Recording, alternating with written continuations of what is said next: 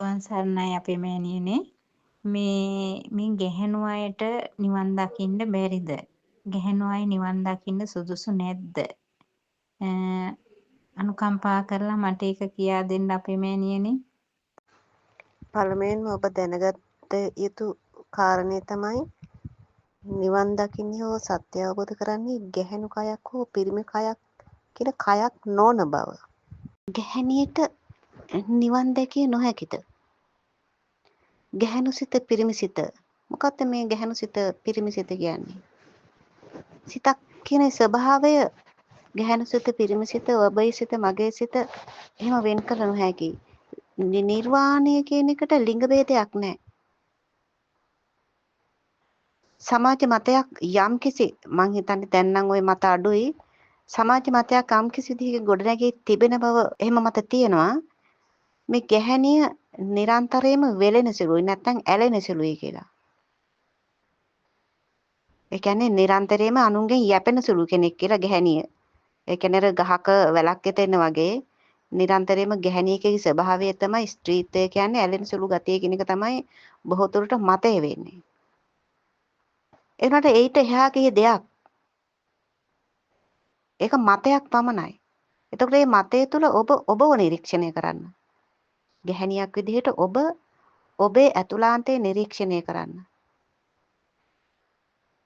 ඇයි මේ ගැහැණිය මේ විදිහට ඇත්තටම ඇලෙන සුළුද? තමන්ගේ ඇතුළාන්තයෙන් එන සිතුවිලි ධාරාව නිරීක්ෂණය කරන්න. ගැහැණිය පමණක් නෙමෙයි. බොහෝ පිරිමි විශේෂත් ඉන්නවා. ඒක එක පැත්තකට ගැහැණිය පිරිමි කියන පැත්තට අන්තයක් වෙන්න බෑ. කියන්නේ එක පැත්තකට යන්න බෑ. ඕක සම මට්ටමින් පවතින දෙයක්. ඇයි ගැහැණිය පිරිමි කියන එක දිට්ඨිය නිර්මාණය වෙන්නේ? මේ ලෝකේ පැවැත්ම සඳහා. මේ භෞතිකව අපි පවතිනවායි කියලා හිතන ලෝකේ පැවැත්ම තමයි ওই දිට්ඨ නිර්මාණය. ඒක ගහකොළද වනසත්තුද මිනිසයාද ওই සියල්ල තුල ওই දිට්ඨ නිර්මාණය තියෙනවා. ඒ දිට්ඨ ඕක ඔබේ ඇතුළාන්තයෙන් නිරීක්ෂණය කරන්න. ඔබේ සිතුවිල්ලක් තුලත් දිට්ඨයක් පවතිනවනේ ඇති වෙන නැති වෙන ස්වභාවයක්. ඒක තමයි මේ අධ්‍යාත්මික නිරීක්ෂණය කියන්නේ අධ්‍යාත්ම පරීක්ෂණය. ඔබ නිවන කරා යන ගමනේ ඔබ අධීක්ෂණය කළ යුතු පරීක්ෂණය කළ යුතු නිරීක්ෂණය කළ යුතු ඔබේ ඇතුළාන්තය. දැන් බාහිර දෙයක් ඔබ තියනවායයි කියලා හිතාගෙන ඉන්න විට ඔබේ බාහිර ඒකනේ බාහිර ලෝකය කියන්නේ මේ ලෝකේ පැවැත්ම කියන්නේ ඒ පැවැත්ම තුලනේ මේ ගැහැණියට නිවන කරා යන්න බැහැයිද කියලා මේ ගැහැණිය ටිකක් පහතට දාලා දෙන්නේ. ඒ தত্ত্বය තුල ඔබ දකින්න මේ සමාජ මතයේද ඔබේ ඇතුළාන්තයෙන් ඇත්තටම මේක මෙහෙමද කියන එක නිරීක්ෂණය කරන්න. මත මොනවද පළවුණයි කමන්නේ. මත අනුව ඔබට ඔබ ඇතුළාන්තයේ නිරීක්ෂණය වෙනවා මේ අවබෝධ කරන්නේ සිතේ ස්වභාවයයි. ඒ සිතේ ස්වභාවය අවබෝධ කිරීම තුළ ඒක ගැහැණු සිතක්ද පිරිමි සිතක්ද කියලා කවුද දාගෙන තියෙන්නේ? ඔබ විසින්ම මේක මගේ සිත කියලා දාගෙන තියෙන්නේ. ඔබ විසින්ම මේ සමාජයේ විසින් ඔබ විසින් කවුරුන් විසින් මේ පිරිමි සිතක් අරගෙන ගැහැණු සිතක් කියලා නිර්මාණය කරගෙන තියෙන්නේ කවුද? ඔබ අධීක්ෂණය කළ යුත්තේ ඔබේ මනසේ ස්වභාවයයි.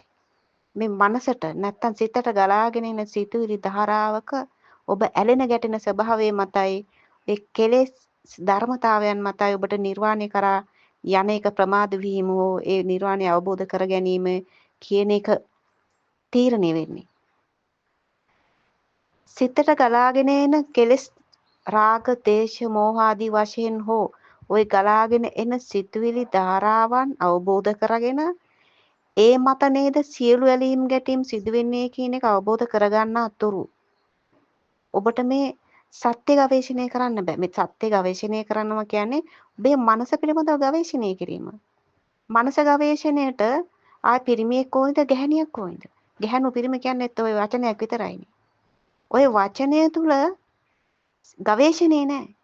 ගවේෂණයේ තියෙන ඇතුළාන්තයට ගලාගෙන එන ඒ ඇතුළාන්තයේ ඇලෙන ගැටෙන ස්වභාවය තුල මේක ගැහණිත්ද පිරිමිද්ද කියලා ගැටෙන්නෙත් ඔබ.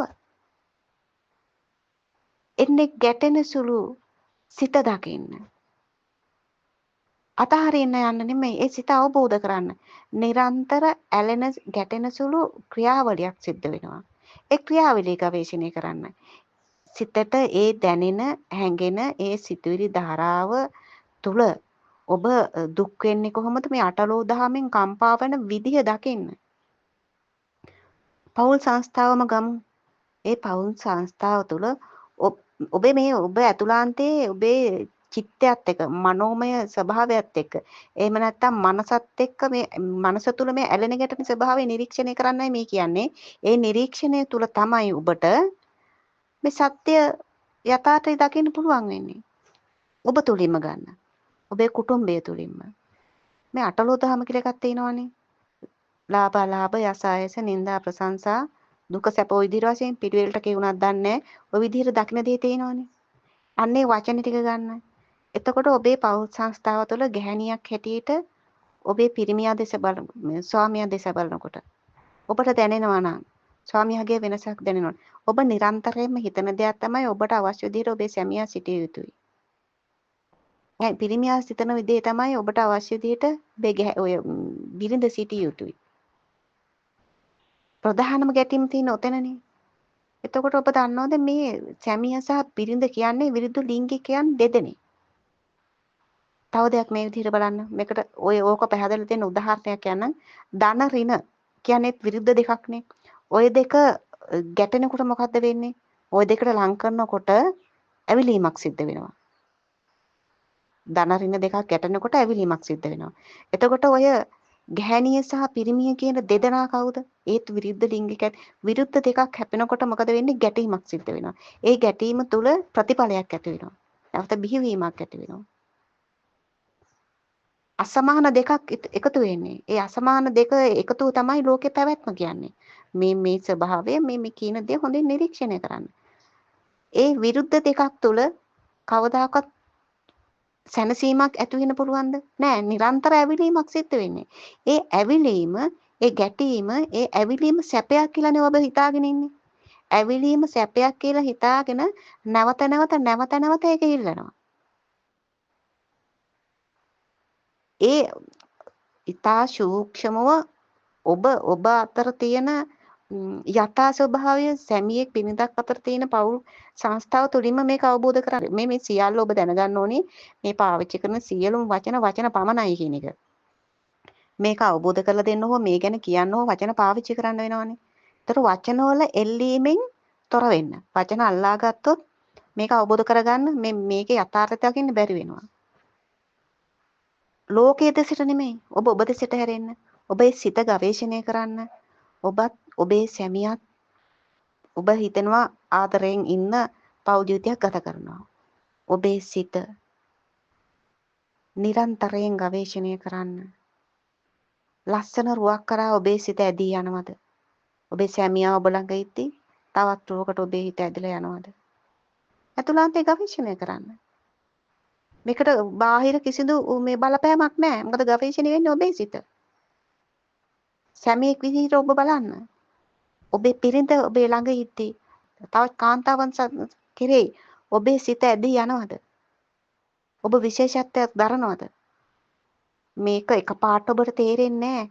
ඇතුළාන්තයේ සිතුවිල්ලේ ස්වභාවය අවබෝධ කරගන්න. ඇතුලේ රාගය දනවන දේවල් ගොඩනැගෙන ආකාරය දකින්න. ඔක සැමියෙක් බිරිඳක් අතර සම්බන්ධයට වඩා තව ඔබට ඔබේ රස්සාව ඔබ මුදල් උපයීම සම්බන්ධව දැඩි ආශාවක් තියෙන්න පුළුවන්. එතකොට මුදල් උපයන්න විවිධ කෝණ මාර්ග වලින් ඔබ මුදල් උපයන්න පුළුවන්. එතකොට ඒකට හොඳ මාර්ගයක්ද නරක මාර්ගයක්ද කියලා නෑ. ඔබට ඒක කරන්න පුළුවන් වෙන ඕනම මාර්ගයක් ඔබ උපයෝගී කරගන්න පුළුවන්. අන්න ඒ විදිහට ඔබ අනිකෙකු සමග තර්ක කරගෙන තරඟයක් පවතිනවා. අනිකකට වඩා ඉහළට යන්න.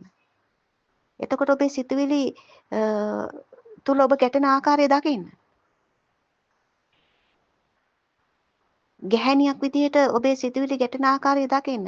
අපි බලමුකෝ ගැහණියක් විදිහට ඔබ පෞල් ජීවිතය ගත කරන ගැහණියක් විදිහට ඔබේ සැමියා අන් කාන්තාවක් එක්ක කතා කරනකොට ඔබේ සිත කැළඹෙනවද? ඔබේ සිත අවුල් වෙනවා. ඔබට ආරංචි වෙනවා ඒක සැමියා ඒ කාන්තාවත් සමග සම්බන්ධයක් තියෙනවා කියලා. අන්න එතෙන්දී මේ සියලු දේවල් සැමියටත් මේ සියලු දේවල් බිරිඳගේ වැරදි බිරිඳගේ යම් යම් සබඳතා ගැන සැමියාට ආරංචි වෙනවා නම් සැමියාගේ යම් යම් සබඳතා ගැන බිරිඳට ආරංචි වෙනවා නම් ඒ ඔබ දෙපළටම අවශ්‍ය ඔබ දෙපළම මෙන්න මේ සත්‍ය අවබෝධ කරන මාර්ගයට පිවිසෙනවා නම් ඔබ දෙපළම දැකිය යුතු දෙයක් වෙනවා මේ මේ Tamanට ඇහෙන Tamanගේ සැමියා ගැන එන කතන්දර සියල්ලම ඔබට ඇහෙන්නේ මේ ධර්මතාවය විසින් ඔබට දෙන පරීක්ෂණයක් විදිහට. ඔබ සැමියා සමග ගැටීමෙන් සිද්ධ වෙන්නේ ඒ හඬවල් ඒ කතාවල් අසා ඔබ සමග ගැටීමක්.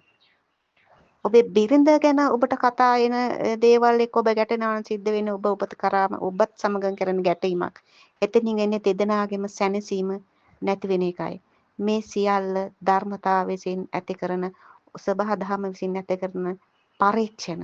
ඒ පරීක්ෂණ තුලදී ඔබ ගැටීම්, ඇලීම්, ගැටීම් මැද ඇවිලීම් සිද්ධ වෙලා සිදු වෙනවා නම් ඒ තුල සිද්ධ වෙන්නේ මේ කියන මාර්ගය ඔබෙන් තව තව ඈතට යන එක. සියලු සිදුවීම් ඔබේ නිවීම සඳහාමයි. සියලු හඬවල්, සියලු කතන්දර, සියලු සැප එන්නේ, සියලු දුක එන්නේ, නිന്ദා ප්‍රශංසා එන්නේ, ලාභ අලාභ ඔය සියල්ලම ඔබ කරා එන්නේ ඔබේ නිවීම සඳහාමයි. ඔබ ඒවා සමග ගැටුණොත්, ඇවිදිනොත් ඔබේ නිවීම එන්න ඈතට යනවා. ඇලෙන ස්වභාවයෙන්ුත් ගැටෙන ස්වභාවයෙන්ුත් ඒ අන්ත දෙකම ඔබ අවබෝධ කර යුතුයි. එතකොට දෙකටම ඔබ ඇලෙන්නේ එක පැත්තකට ඇලීම මත තමයි ඔය එක පැත්තක් අල්ලා ගැනීම මත තමයි ඔබ ගැටෙන්නේ. ඔබේ සැනසීම නැති වෙන්නේ. හොඳින් නිරීක්ෂණය කරන්න. කොහෙවත් ලෝකයේ තියෙන දිහා බලන්න ඕනේ ඔබේ සිත දුර යන හැටි දකින්න.